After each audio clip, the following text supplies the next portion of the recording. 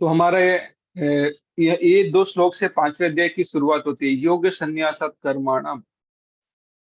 तो इसका मतलब क्या है, अनुवाद किया कि जो व्यक्ति अपने कर्म फल का परित्याग करते हुए, तो मैंने चौथे अध्याय के 16, 17, 18 श्लोक के दौरान मैंने कर्म, अकर्म और विकर्म को तीन अलग अलग प्रकार की व्याख्या की थी हमने। एक है कर्म, विकर्म और अकर्म की लिटरल मीनिंग, मतलब लिटरल शब्द। कर्म मतलब कोई कार्य करते हैं, विकर्म मतलब जो बाधित है वो कर्म करना, अकर्म मतलब कोई कर्म नहीं करना। ठीक है। अभी उसको फल फल के रूप में व्याख्या क्या होगी। कर्म मतलब जो आपको अ, पुण्य प्रदान करते हैं, मतलब कोई अवार्ड देता है। विकर्म मतलब उसकी वजह से आपको सजा भुगतनी पड़ती है। अकर्म मतलब आप कुछ करेंगे नहीं तो ना तो आपको वाह वाह मिलेगी, ना तो आपको किसी का पाप लगेंगे। तो वो हो गया। अभी शास्त्रों के हिसाब से कर्म मतलब पुण्य कर्म, पुण्य कार्य। विकर्म मतलब पाप कर्म, जो निषेध किए गए हैं, शास्त्रों में निषेध किया गया है और शास्त्रों में मेंशन भी नहीं है ऐसे कार्य करना। और अकर्म मतलब भक्ति हो जाती है वहां पर। आप ऐसे कार्य करते हैं जिसकी वजह से आप पाप पुण्य में बंधते नहीं, हम बांधे नहीं जाते, हमको कोई बांध नहीं पाता। तो भक्ति अलग अलग। तो यहाँ पे जो बताए योग संन्यासात कर्माणाम, तो यहाँ पे जो कर्माणाम को कर्म फल के तौर पे लिया गया है। और अर्जुन उसको समझता है जब भगवान ने बोल दिया। तो जैसे कभी कभी हम बात करते हैं, जैसे चलिए यहाँ पे हमारे जयतीर्थ प्रभु, आज हम कुछ सेवा कर रहे थे। तो मानिए कि हम कुछ बात कर रहे थे, हाँ, कुछ कोडिंग का, तो लिटरली बोलते हैं उसको छोड़ दो, उसको छोड़ दो। अभी अचानक से कोई छोड़ दे, बात करे डाउटफुल, तो कुछ अलग ही धारणा बना लेगा। अगर उसने पहले हमारी कोई बात सुनी है, कोई चलो कोई व्यक्ति के बारे में बात कर रहे हैं और यहाँ पर भी बीच में से कोई बात सुन लेगा, तो हम उसको ये लग सकता है कि मैं व्यक्ति छोड़ने की बात की, आउट ऑफ कॉन्टेक्स्ट। लेकिन हम जब यहाँ पे सेवा के दौरान कोडिंग की बात कर रहे हैं, तो उसको ये नहीं समझ में आया कौन से कॉन्टेक्स्ट में हम बात कर रहे हैं। उसको छोड़ दो, उसको छोड़ दो, मतलब किसको छोड़े, ये प्रश्न हो जाता है। तो यहाँ पे भगवान कॉन्टेक्चुअली जो कर्मणाम शब्द यूज कर रहे हैं, वो यहाँ पर न, सॉरी, कृष्ण जो यूज कर रहे हैं कर्म फल के रूप में है। इसीलिए वो किससे पता लगेगा, ये मेरे मन की धारणा नहीं है, पांचवें अध्याय के 3 श्लोक में स्पष्ट हो जाएगा, भगवान ही स्वयं बता देंगे। ठीक है ना। तो अर्जुन ये श्लोक को क्या समझा, ये समझा कि भगवान ने उसको कर्म करने के लिए ना बोला। लेकिन भगवान का मीनिंग ये नहीं था, पांचवें अध्याय के पहले, दूसरे, तीसरे श्लोक में पता लग जाएगा। ठीक है। तो यहाँ पे बोले योग संन्यासात कर्माणाम, तो यहाँ पे एक तरफ बोले कि हाँ तो यहाँ पे जो लिटरल मीनिंग दिया गया है पांचवें अध्याय के पहले, दूसरे, तीसरे श्लोक पर आधारित है। भगवान ने इसको कर्म फल के रूप में प्रयोग किया है यहाँ पर कर्माणाम से। तो जो व्यक्ति अपने कर्म फल का परित्याग करते हुए भक्ति करता है, परित्याग करते हुए मतलब भगवान की सेवा में लगाता है उसको, और जिसके संशय दिव्य ज्ञान द्वारा विनष्ट हो चुके होते हैं, वही वास्तव में आत्मपरायण है। ये धनंजय कर्म बंधन से बनता नहीं।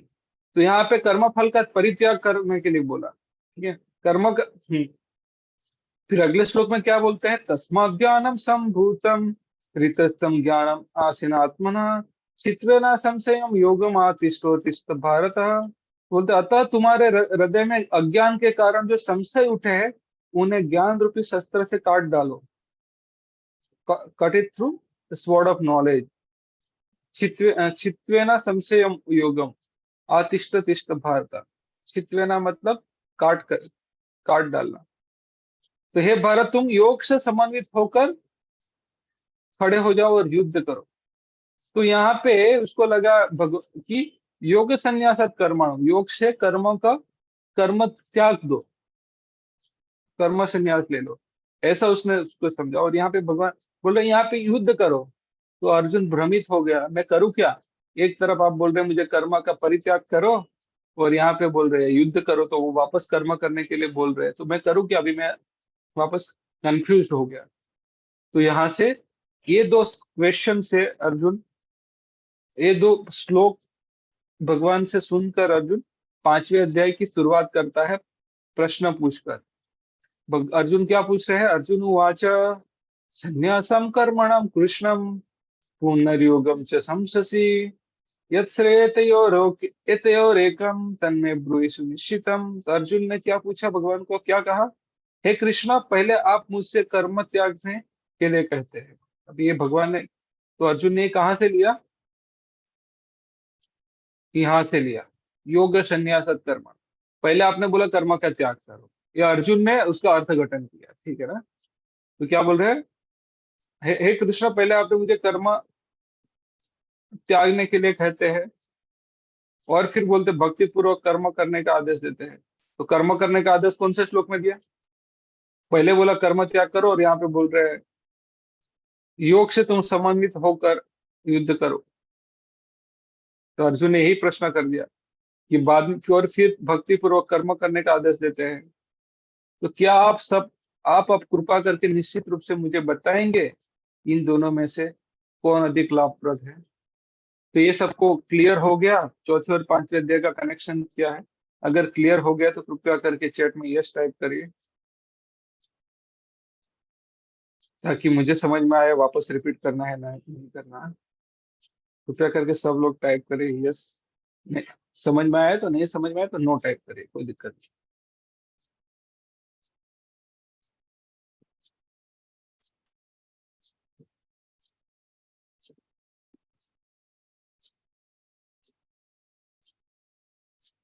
बस दो ही लोगों को समझ में आया।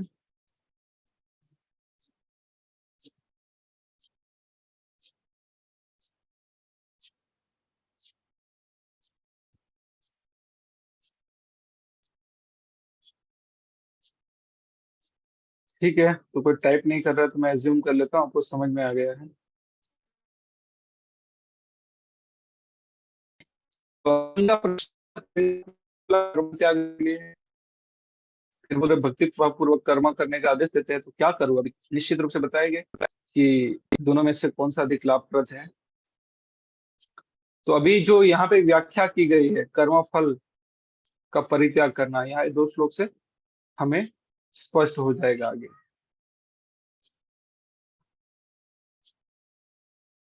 क्या हो जाएगा? तो यहाँ पे बताते भगवान, श्री भगवान उवाच संन्यासम कर्मयोगश्च निःश्रेयसकरा उभो तयस्तु कर्म संन्यास कर्मयोग विशिष्यते।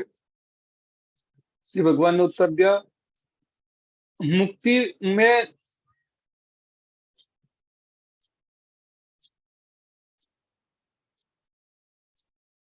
मुक्ति के लिए तो कर्म का परित्याग तथा भक्तिमय कर्म दोनों ही उत्तम है, ठीक है ना? मतलब कर्म का परित्याग कोई संन्यास लेके भी कर सकता है सीधे सीधा। मुक्ति में कर्म का परित्याग मतलब संन्यास उसमें, तथा भक्तिमय कर्म दोनों ही उत्तम है। लेकिन बोल रहे हैं दोनों लाभप्रद हो सकते हैं मुक्ति प्राप्त करने के लिए, ठीक है? लेकिन किंतु इन दोनों में से कर्मों के परित्याग से भक्ति युक्त कर्म श्रेष्ठ है। लेकिन भक्ति में हम क्या करते हैं? जैसे कोई सॉफ्टवेयर इंजीनियर होता है तो भगवान की सेवा के लिए कोडिंग वगैरह करता है, जो भी है। सिविल इंजीनियर होता है, कंस्ट्रक्शन करते हैं। कोई अच्छा गायक गायिका होता है, भगवान के लिए कीर्तन करते हैं। ऑफकोर्स कोई भी कीर्तन कर सकता है, हमारे हृदय की शुद्धता होनी चाहिए। आज ही मैं सुन रहा था, एक बार यमुना माता जी थी, प्रभुपाद की शिष्य थी। उन्होंने, जैसे हम हर रोज सुनते हैं, गोविंदम आदि पुरुषम तम हम भजामी, ये वाला जो आप सुने होंगे, वो जॉर्ज हैरिसन उस वक्त का जो सिंगर था, उनके साथ उन्होंने रिकॉर्डिंग किया था। तो प्रभुपाद उनको पहले जब रिकॉर्डिंग करने के लिए बोला कि भाई ये रिकॉर्डिंग करो, तो वो नहीं कर पा रहे। बोलो प्रभुपाद हम अच्छे गायक नहीं है, हम क्या रिकॉर्डिंग करें? तो प्रभुपाद ने उनको बोला, देखिए भक्ति में अच्छा गा रहे हैं वो उत्तम नहीं है, कितना भक्तिमय भाव से गा रहे हैं वो उत्तम है। तो प्रभुपाद बोले आप जैसा भी गाओ, बस आप ये सोच के गाना कि आप भगवान कृष्ण की प्रसन्नता के लिए गा रहे हैं, सब सही हो जाएगा। जब जाके उन्होंने ऐसा गाया तो उन्होंने बाद ये रिकॉर्डिंग किया, एप्पल पब्लिकेशन से पब्लिश हुआ था, कितना फेमस हो गया था। और आज उसके बाद प्रभुपाद हर एक इस्कॉन मंदिर में सुबह जो दर्शनार्थी होती है उसमें लगवा दिए। तो मतलब हमारी जो जितनी भी स्किल है भगवान की सेवा में लगा सकते हैं। तो इसीलिए यहाँ पे बोले भक्तिमय कर्म श्रेष्ठ है। ठीक है। तो वो उसमें भी दो प्रकार के हैं, निष्काम कर्म योग और शुद्ध भक्ति। निष्काम कर्म में क्या आता है, भाई मैं सिर्फ सिविल इंजीनियर हूँ, कंस्ट्रक्शन का काम देख सकता हूँ, मुझे सॉफ्टवेयर का दोगे तो मैं नहीं कर रहा हूँ, जा रहा हूँ, बाय बाय। लेकिन शुद्ध भक्ति में क्या है, हाँ भगवान आप मुझे जो बोलोगे मैं करूंगा। असली सेवा पादरताम पिनस्तुम अदर्शनन मर्मताम करो तु यथा तथा व विदधातु लंपट मत प्राणनाथ न सेव। आप मुझे जो बोलोगे, अगर मुझे आप बोलो कि आप अपने पैर के नीचे मुझे कचल दो तो मुझे वो भी स्वीकार है। मेरे सामने ना पैर हो फिर भी मुझे स्वीकार है। कुछ भी करो, आप कुछ भी बोलोगे वो मैं करूंगा। वो शुद्ध भक्ति है। निष्काम कर्म योग भी भक्ति है, बट शुद्धता के स्तर पर शुद्ध भक्ति ही शुद्ध है, जिसमें हम कुछ भी करेंगे भगवान के लिए। तो एक बार मतलब प्रभुपाद आ रहे थे, कहाँ से, पंजाब से आ रहे थे, बॉम्बे की ओर आ रहे थे। तो दिल्ली के पास पहुंचने से पहले एक बार यमुना माता जी, वो उस वक्त ट्रेन से आ रहे थे। तो यमुना माता जी जो प्रभुपाद की शिष्या थी, वो प्रभुपाद के मिलने गई दूसरे बोगी से। उस वक्त की ट्रेन सोचे कैसी होगी 50 साल पहले। तो मिलने आई तो प्रभुपाद को पूछा, प्रभुपाद सब कुछ सही है, आपको कुछ चाहिए? तो प्रभुपाद उनको बोले, हाँ मुझे गरम खिचड़ी मिल जाए तो अच्छा है। ट्रेन में बोल दिए। अभी ट्रेन में कैसे कैसे क्या बोलते हैं, मतलब किस प्रकार का कुकिंग होता है आपको पता है, कैसे लाया जाए। और भक्त है तो किसी को हाथ हाथ का खाते नहीं है। तो यमुना माता जी तो चली गई पेंट्री में। तो बोले, मेरे मेरे गुरु ने मुझे आदेश दिया है कुकिंग करके कुछ लाने के लिए। तो बोले हम लोग कुकिंग करके दे देते हैं। तो बोले यमुना माता बोले नहीं, वो सिर्फ उनके शिष्यों के हाथ का ही खाएंगे, तो मुझे कुकिंग करने दीजिए। तो वो ना बोल दिए। तो यमुना माता जी बोले ठीक है, आप नहीं दोगे तो मैं इधर ट्रेन से कूद जाऊंगी, या तो मुझे खाना बनाने दो या तो मैं कूद जाती करके मारे। ऊपर अचंभित हो गए, वो कैसे बना के लेके आए। मतलब कुछ भी करने के लिए रेडी होते, भगवान जो बोलेंगे या भगवान के भक्त जो बोलेंगे वो रेडी होते हैं। प्रभुपाद को भक्त है। तो यहाँ से हमें पता लगता है शुद्ध भक्ति क्या है। ठीक है। तो भगवान यहाँ पे क्या बोल रहे हैं, कर्म के परित्याग से भक्ति युक्त कर्म श्रेष्ठ है। ठीक है। तो आगे के श्लोक में और बता दें तो यहाँ पे क्लियर हो गया कि 42 वर्ष में भगवान कृष्ण क्या कहना चाहते थे। यहाँ पे सॉरी 41 वर्ष में, योग संन्यासात कर्मणम मतलब भक्तिमय कर्म। मतलब भक्तिमय कर्म मतलब क्या हो गया, जो भी कर्म करे उसका फल भगवान के लिए अर्पित कर रहे हैं। तो यहाँ पे योग संन्यासात कर्मणम का मतलब ये हो रहा है कि हम जो भी कार्य करें कर्म फल का त्याग भगवान के लिए करें। तो तीसरे श्लोक में बता रहे हैं, ज्ञेयं स नित्य सन्यासी यो न द्वेष्टि न कांक्षति निर्द्वंद्वो हि महाबाहो सुखम बंधत प्रमुच्यते। तो बोलते हैं, जो पुरुष न कर्म फलों से घृणा करता है, ज्ञेयं स नित्य सन्यासी। तो यहाँ पे आ, हाँ, जो पुरुष न तो कर्मफल से घृणा करता है और न कर्मफल की इच्छा करता है, यो न नियम से नित्य सन्यासी यो न द्वेष्टि। द्वेष्टि मतलब घृणा करना, कांक्षति मतलब इच्छा करना। तो ये व्यक्ति को हमेशा सन्यासी जानना चाहिए, ना कोई कर्म फल की घृणा करता है, न कर्म फल की आकांक्षा रखता है। हाँ, न कर्म फल। हाँ, निर्द्वंद्व ही महाभाव सुखम बंध्यत प्रमुच्यते। वह नित्य सन्यासी जाना जाता है, जो कर्म फल की घृणा नहीं करता, जो भी कर्म फल मांगा भगवान की सेवा में उपयोग कर लेता है, उसको सन्यासी माना जाता है। उसका अच्छा मिला बुरा मिला, उसे अच्छा मिला तो उससे कामना नहीं करता है, बुरा मिला तो इसे घृणा नहीं करता है। जो आता है भगवान की कृपा समझ कर ले लेता है और भगवान की सेवा में ही लगा देता है। बोलते हैं महाबाहु अर्जुन, ऐसा मनुष्य समस्त द्वंद्वों से रहित होकर भव बंधन को पार कर पूर्णतया मुक्त हो जाता है। तो भगवान ने यहाँ पर ही बताया कि जो कर्म जो करता है सिर्फ भगवान के लिए करता है, फिर अच्छा हो या बुरा हो, वो सारी चीज भगवान के लिए ही करता है। तो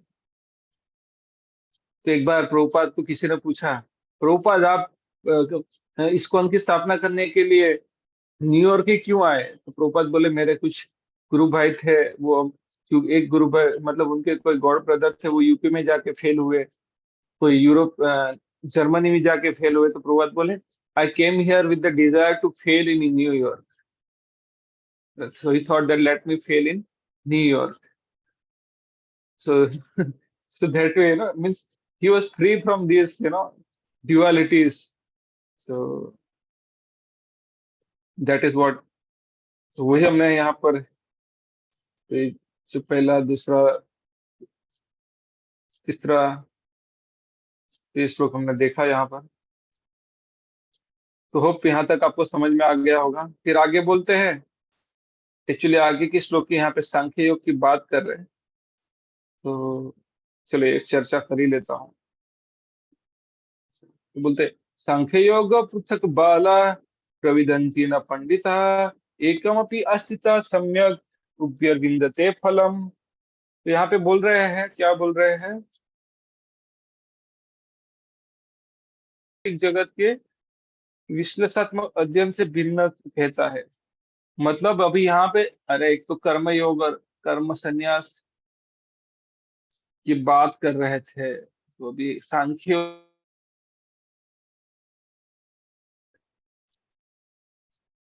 तो सांख्य योग यहाँ पे लाने का एक विशेष महत्व उद्देश्य है। जो वस्तुतः ज्ञानी है वे कहते हैं कि जो इनमें से किसी एक मार्ग का भी भली भांति अनुसरण करता है वह दोनों के फल प्राप्त कर लेता है। एक प्रश्न होता है यहाँ पे, सांख्य योग कहाँ से ला दिया, राइट। तो यहाँ पे काफी अच्छे से तात्पर्य में समझाते हैं, छोटा तात्पर्य वो पढ़ाई करते हैं हम। तो भौतिक जगत विश्लेषणात्मक अध्ययन, सांख्य मतलब एनालिटिकल स्टडी, एनालिटिकल स्टडी सबको समझ में आ जाता है। भौतिक जगत के विश्लेषणात्मक, जो भौतिक जगत का एनालिसिस होता है, तो भौतिक जगत के विश्लेषणात्मक अध्ययन का उद्देश्य आत्मा को प्राप्त करना है। तो वो आत्मा क्या है वो भी पढ़ते हैं। आत्मा विष्णु का परमात्मा है। तो अगर हमारा शरीर का विश्लेषणात्मक करे तो हमारा शरीर क्यों चल रहा है, तो अंततः वो आता है आत्मा तक अटकता है। आत्मा चली जाती है तो शरीर मृत घोषित किया जाता है। इसी प्रकार ये भौतिक जगत से विष्णु भगवान को खींच लिया जाए तो क्या होता है, भौतिक जगत का कोई वैल्यू नहीं रहता। इसलिए भगवान भगवान के बारे में गुणगान किया ब्रह्मा जी ने ब्रह्म संहिता में, एकोपि असौ रचयितुं जगदण्ड कोटि यत् शक्तिरसति जगदण्ड चय यद अन्तः अंडान्तरस्थ परमाणु चयान्तरस्थम गोविंदमादि पुरुषम तमहं भजामि। तो भगवान विष्णु कण कण में है, तो कण कण में मतलब एटम में भी है।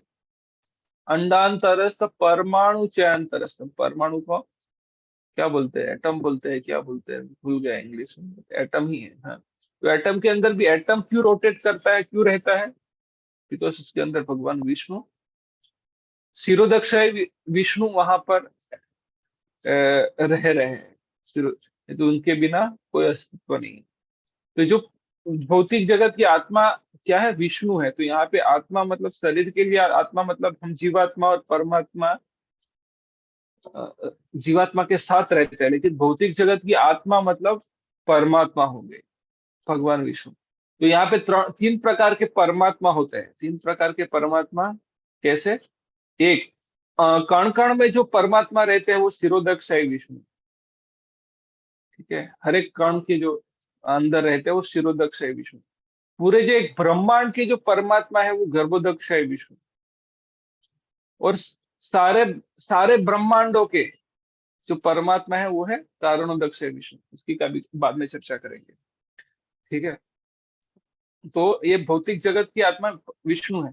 तो मतलब हम जो भी एनालिटिकल स्टडी कर रहे हैं, आजकल जो वैज्ञानिक लोग हैं पूरा एनालिटिकल स्टडी कर रहे हैं, साइंटिफिक स्टडी कर रहे हैं, वो क्यों, वो ढूंढना चाहते हैं कि भाई ये भौतिक जगत आया कहाँ से, कैसे आया।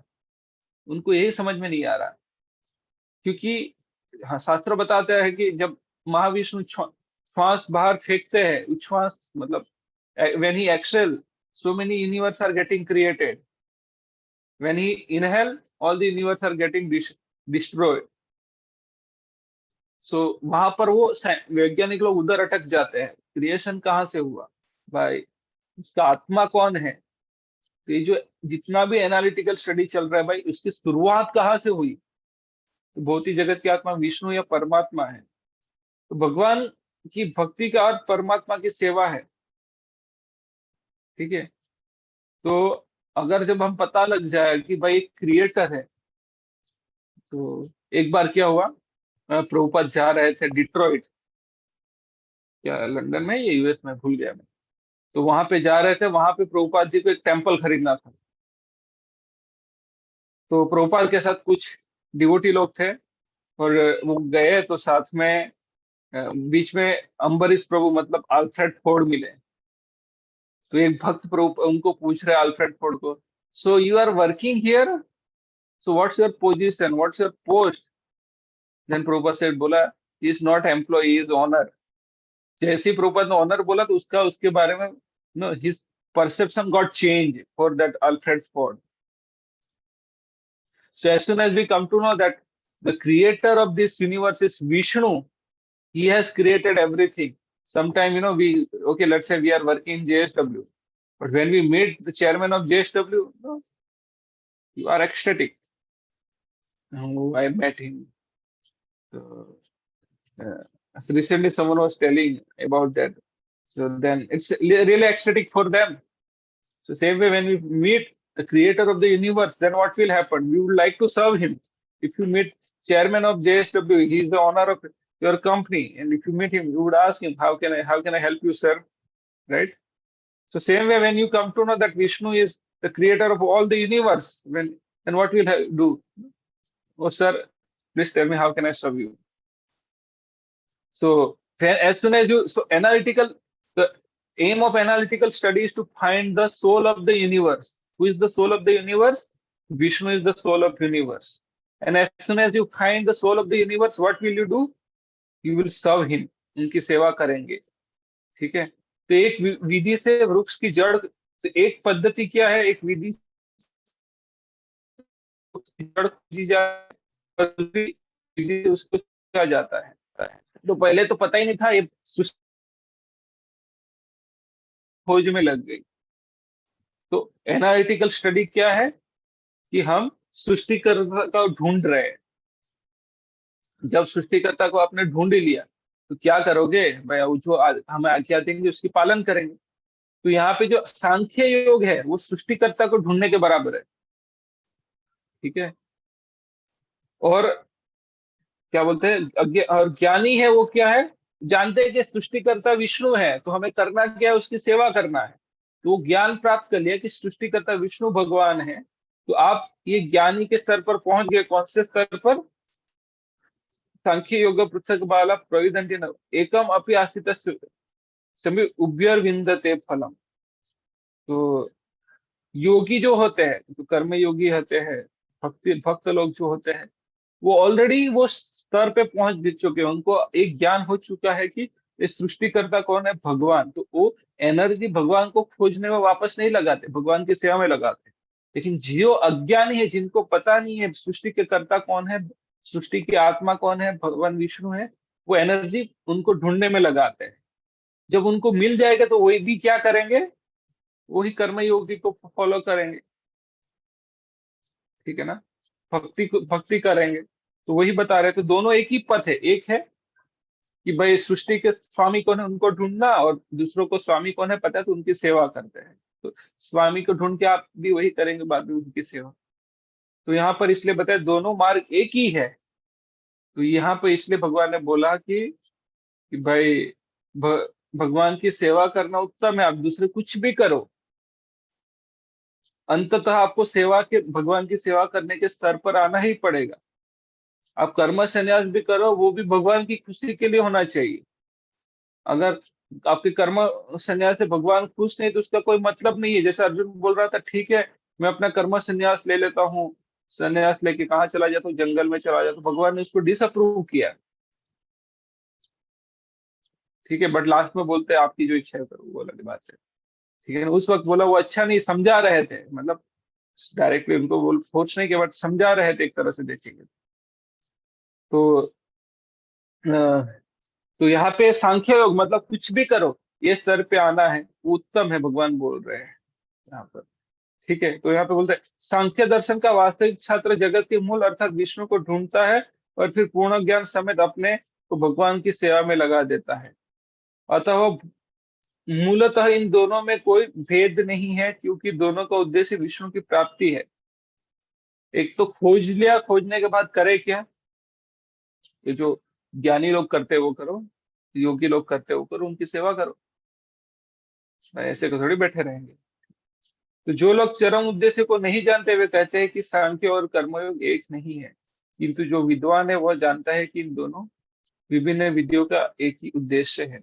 दोनों पाद का एक ही उद्देश्य, एक में ढूंढना है स्वामी कौन है, दूसरे में ढूंढने के बाद उस स्तर पर पहुंचने के बाद दोनों अलग अलग लेवल पर है। एक आपको 100वें माले पे जाना है, और सांख्य योग अभी भी पहले माले पर है, और कर्म योग ही मानो 30वें माले पर है। इस प्रकार से अलग अलग लेवल पर है, एक ही पद पर है, लेवल अलग है। तो बोलते हैं यत् सांख्य प्राप्यते स्थानम तद योग्यरपि गम्यते, एकम सांख्यम च योगम च यह पश्यति स पश्यति।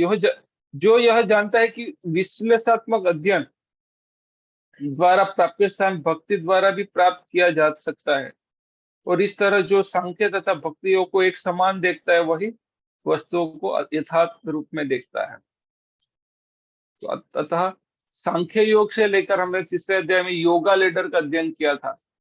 पहला होता है एनालिटिकल स्टडी, तो कर्म एनालिटिकल स्टडी कर्म योग के अंदर आ सकता है। कर्म योग एनालिटिकल स्टडी भी एक कर्म योग है एक प्रकार से। क्यों? उसमें आप एक एक्टिविटी तो कर ही रहे हैं कि भाई ढूंढना क्या है, ठीक है ना, एक तरह से। बट वो कार्य है एनालिटिकल स्टडी का। भक्ति भी एक कार्य है, लेकिन वो भगवान विष्णु की प्रसन्नता का लिए, सब में क्रिया तो इन्वॉल्व है ही है। तो दोनों से एक ही स्थान प्राप्त कर सकते हैं अगर उसमें हम आगे बढ़ते गए। तो अगर अटक गए तो फिर उधर ही रहे।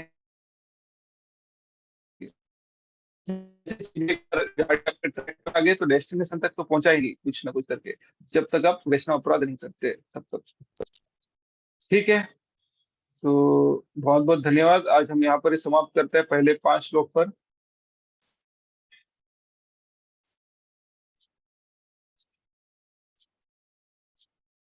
हाँ, तो ये श्लोक भी ले लेते हैं। बोलते हैं संन्यासास्तु महाबाहो दुःखमाप्तुम अयोगतः योगयुक्तः मुनिर्ब्रह्मा न चारिणाधिगच्छति।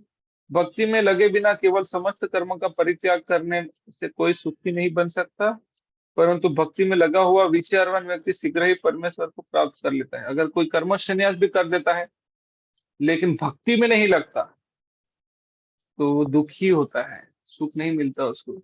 मतलब जैसे मायावादी लोग हैं, कर्म त्याग तो कर देते हैं लेकिन भक्ति नहीं करते, सिर्फ परमात्मा में विलीन होने के बारे में सोचते हैं, तो वो खुशी, उनको सुख प्राप्त नहीं होता। ब्रह्म ज्योति में विलीन तो हो जाता है, लेकिन वहां पे सुख प्राप्त न करने के कारण वापस ये पृथ्वी लोक पर आते हैं। और वो क्या करते हैं? हॉस्पिटल खोलते हैं, स्कूल खोलते हैं, लोगों को खाना खिलाने का काम करते हैं, ये सब चीजें करते हैं मायावादी लोग। पॉलिटिकल में भी आ जाते हैं, ठीक है, तो ये सब चीजें हैं उनको। लेकिन परंतु भक्ति में लगा हुआ विचारवान व्यक्ति शीघ्र ही परमेश्वर को प्राप्त कर लेता है। तो सन्यासी 2 प्रकार के होते हैं। मायावादी सन्यासी सांख्य दर्शन के अध्ययन में लगे रहते हैं, तथा वैष्णव सन्यासी वेदांत सूत्रों के यथार्थ भाष्य भगवत दर्शन में लगे रहते हैं।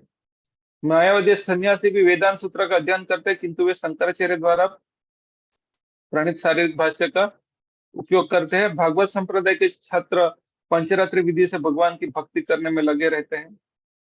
अतः वैष्णव सन्यासियों को भगवान की दिव्य सेवा के लिए अनेक प्रकार के कार्य करने होते हैं। तो सेवा में, भगवान की सेवा में कार्य करने पड़ते हैं। उन्हें भक्ति कार्यों से सरोकार नहीं रहता, सरोकार, किंतु वो तो भी वे भगवान की भक्ति में नाना प्रकार के कार्य करते हैं। सॉरी, भौतिक कार्य, नॉट भक्ति।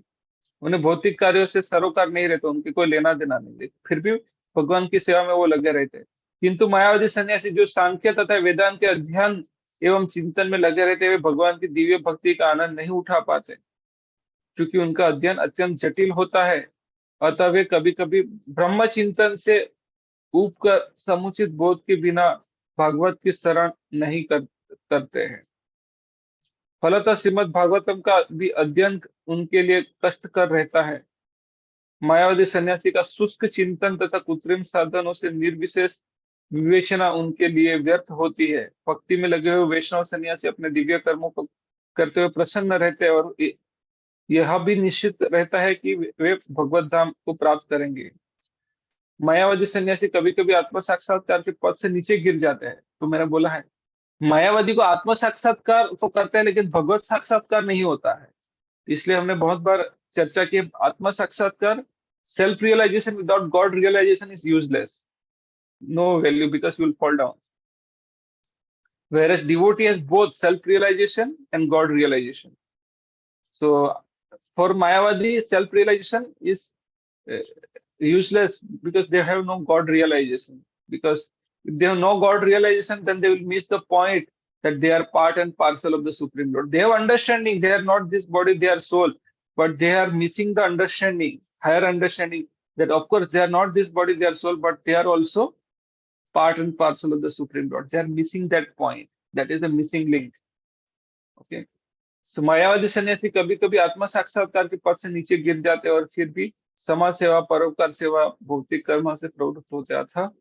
निष्कर्ष यह निकला कि कृष्ण भावनामृत के कार्यों में लगे रहने वाले लोग ब्रह्म अब्रह्म विषयक साधारण चिंतन में लगे सन्यासी से श्रेष्ठ है, यद्यपि वे भी अनेक जन्मों के बाद कृष्ण भावना भावित हो जाते हैं। तो यहाँ पर हम समाप्त करते हैं। बहुत बहुत धन्यवाद। हरे कृष्णा। अगर